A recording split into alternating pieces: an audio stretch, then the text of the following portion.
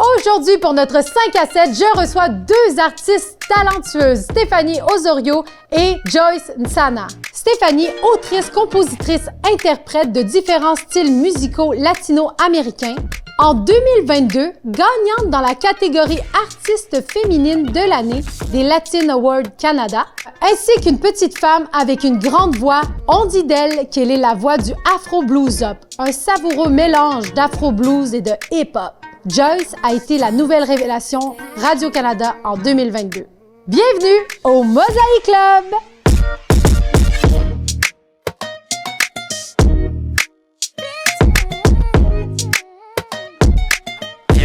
Mosaïque Club, le VIP des artistes. Bonjour les filles! Ici, on a les menus. Vous pouvez regarder les drinks. Chaque drink a une question reliée. Donc, faites attention, faites le bon choix. Il y a des questions épineuses. OK, je pense que je prends le mocktail, numéro 9. Le mocktail. Soca. Parfait. Très bon choix. Très tropical. Ah, le mocktail. Je pense que je vais y aller avec Gospel Blues. Ah, très bon choix qui vient avec très bonne question. Donc, le numéro 9 et le numéro 10, ça ne sera pas très long. Je vais aller vous préparer ça. Mais avant, je vais vous montrer une vidéo.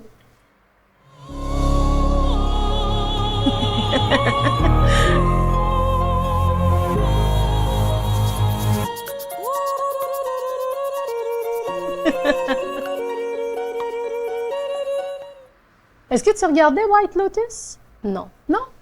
Pose la question. D'accord. Ensuite, explique c'est quoi White Lotus. OK. Une fois que tu as répondu à ta question, tu pourras toi aussi poser une question à Joyce. Bonne jasette! Merci. Alors, comment est arrivé dans ta vie le projet d'être la voix de la chanson thème de la série White Lotus saison 2? Tu as chanté dans la série? C'est vrai?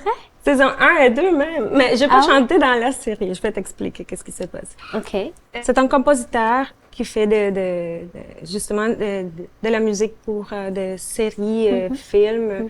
Il m'a trouvé sur YouTube pour une vidéo que j'ai enregistrée moi-même, chantée avec ma guitare. Donc, il n'a même pas de réseaux sociaux. Il m'a trouvé, il a créé les réseaux sociaux pour pouvoir être en contact. Il m'a dit, il s'est présenté, je m'appelle Cristobal Tapia de Verre, j'aime la sonorité de ta voix. Il s'est présenté, alors je savais pas trop s'y croire ou non, mais finalement, j'ai fait mes recherches et oui, ça tombait que il est un compositeur, il m'a invité à faire des enregistrements. Ce qui est drôle, c'est que j'ai fait tellement de sons au studio. Il a pris un son en particulier pour cette série. Il m'a juste mis en face du micro. J'ai fait comme ouh. C'est ce qu'il a fait. J'ai fait plein de sons qu'il m'a demandé. Et à la fin, il a pris ça, il a fait cette composition, mais il a modifié justement. C'est des samples. C'est cool. Exact. Et la série, on la trouve où? Sur HBO, je pense. Donc, pour la saison 1, c'est ma voix. Et pour la saison 2, elle a pris la même. C'est juste qu'il a fait des modifications. C'est comme un reload. C'est cool. Oui, c'était une très belle expérience. Ouais. Et il a utilisé ma voix pour d'autres projets aussi, mais ça a l'air que The White Lotus, c'était comme le plus connu. Ça donne envie d'aller écouter la série, en fait. Oui, vraiment. Ouais. Même moi. J'ai commencé à l'écouter, mais finalement, non. Good. Bon, mais j'ai une question pour toi aussi. Quelle place prend la spiritualité dans ta créativité? Je dirais que la spiritualité prend toute la place. Parce que je suis née dans une famille, je viens d'une famille où la spiritualité a toujours été là. Et je dirais que de manière culturelle, la spiritualité est toujours là chez nous. Elle se retrouve dans toutes les choses de la vie. dans notre façon de vivre, dans la façon de penser, dans nos rapports avec les autres, dans ce qu'on mange, dans le respect qu'on éprouve pour la nature, pour le corps, pour l'être humain, pour ceux qui vivent avec nous et pour nous-mêmes. Ça, c'est spirituel. Déjà, tu le transmets avec la couleur que tu portes. Oui, c'est beau. Et donc, je dirais que la spiritualité est toujours là dans ma vie et puis évidemment dans mon art. Salut Sinège. Ça va bien? Ouais, ça va. Yeah. Cheers! Très tropical. C'est tropical, Ça me t'aimes donne ça? envie de danser. Ah ouais? Fais-le donc! Peut-être c'est comme ça que ça va finir cette soirée. Parle-moi pas!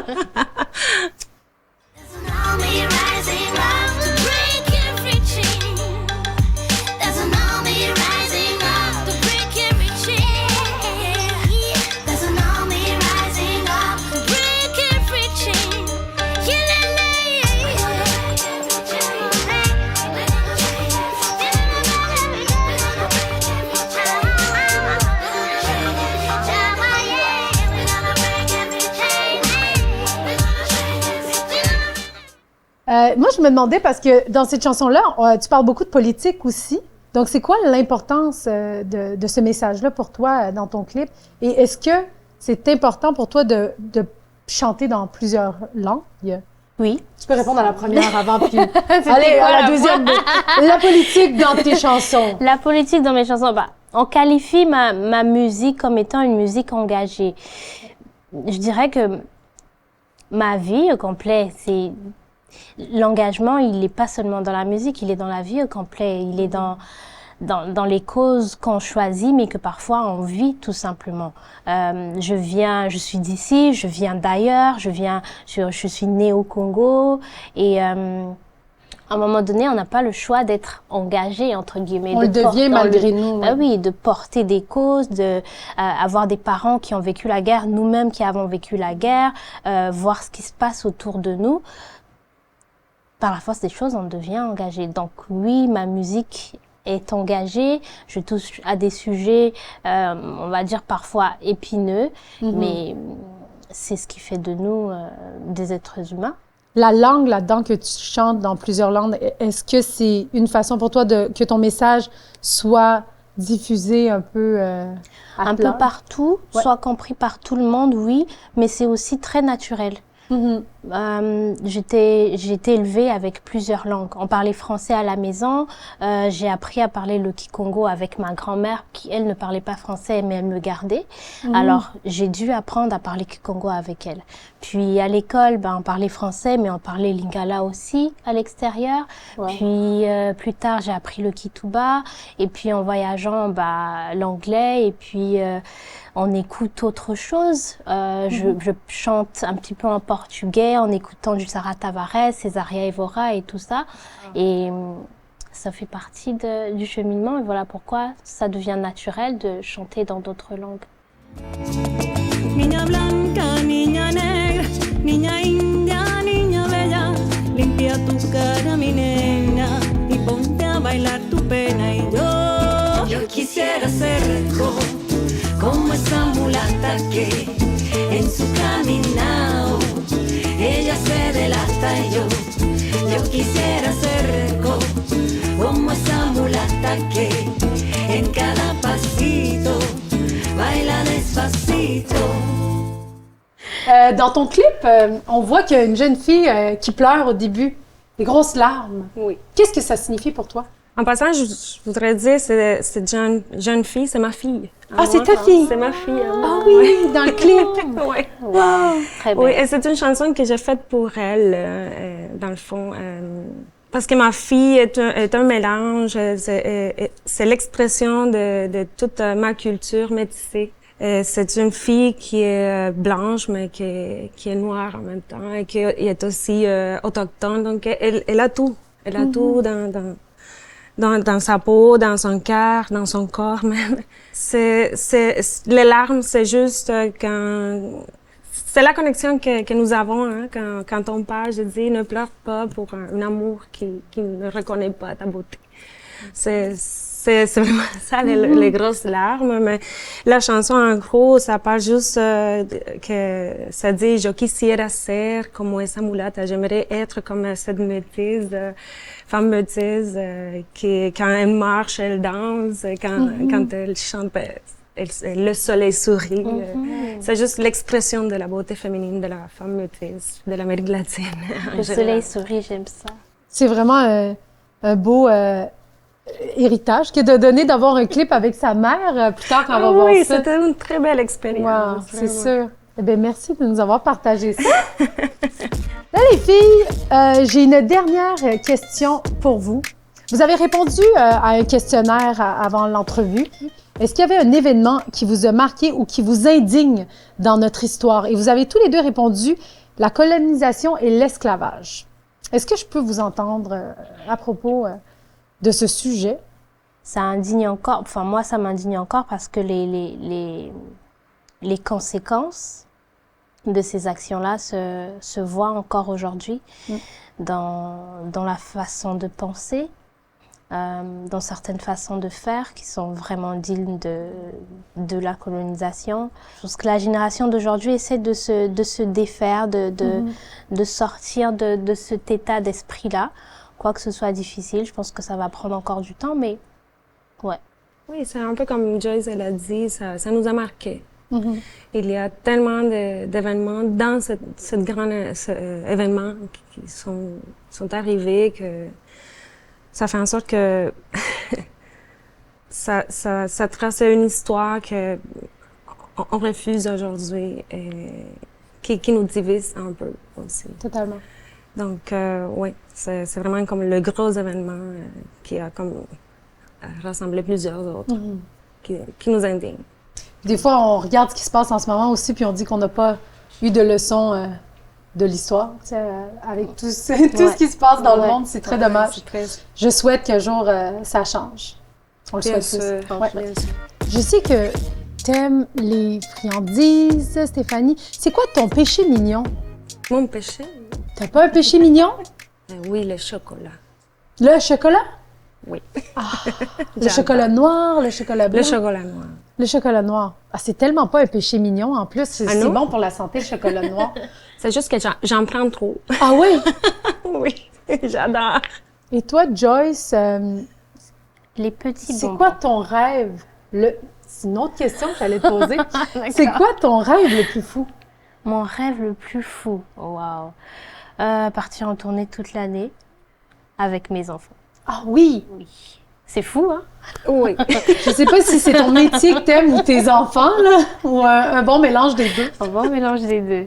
T'aimerais-tu ça partir en tournée avec ta fille? Ben oui, bien sûr. C'est sûr que si tu dis non, t'as l'air... on regrette, hein? Non, reste à la maison, moi je vais partir. J'ai des petits bonbons, des petites friandises pour vous à la couleur du Québec. Et pendant qu'on est dans les couleurs du Québec, qu'est-ce que vous souhaitez pour le Québec de demain? Bon, moi, j'aimerais voir plus de diversité sur les médias. Ouais, je pense que en tant qu'immigrante, je m'identifierai plus avec la réalité qu'on vit. Donc, je ne dis pas que c'est pas réel ce que je vois sur les médias, mais je dis que je serais peut-être, ben, je parle de moi, mais je parle aussi pour les autres, peut-être un peu pour les autres immigrants aussi. On pourrait s'impliquer un peu plus si on voit une image de notre culture aussi. Absolument. Sur les médias, ouais. Tout à fait d'accord avec toi. Moi, je souhaiterais un Québec plus vrai, qui assume son identité plurielle.